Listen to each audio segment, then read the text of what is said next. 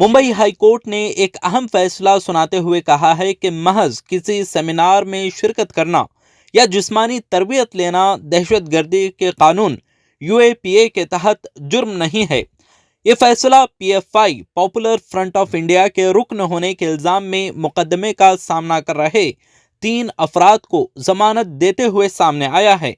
انسدادی دہشت گردی squad ATS نے 21 ستمبر 2022 کو سید فیصل خلیل، عبدالہادی مومن اور شیخ عرفان ملی کے خلاف یہ کیس درج کیا تھا۔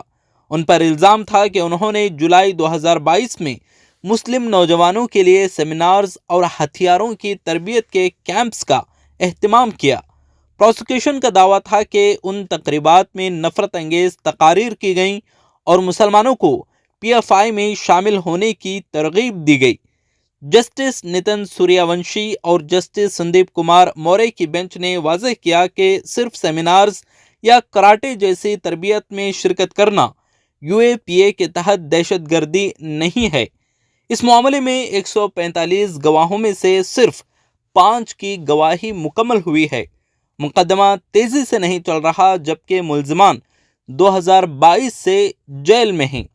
عدالت نے کہا کہ اب تک دہشت گردی کا کوئی ثبوت بھی پیش نہیں کیا گیا۔ یہ فیصلہ اس بات کی یاد دہانی کراتا ہے کہ کسی بھی شخص کو محض اس کے خیالات یا کسی تنظیم سے وابستگی کی بنیاد پر دہشت گرد نہیں ٹھہرایا جا سکتا۔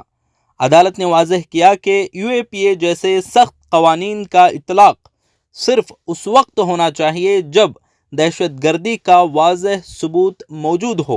ہمارا حوصلہ فولاد کی دیوار بنتا ہے اور تمہارا ظلم کافی ہے ہمیں بیدار کرنے کو۔ جو لوہا ضرب سہتا ہے وہی تلوار بنتا ہے۔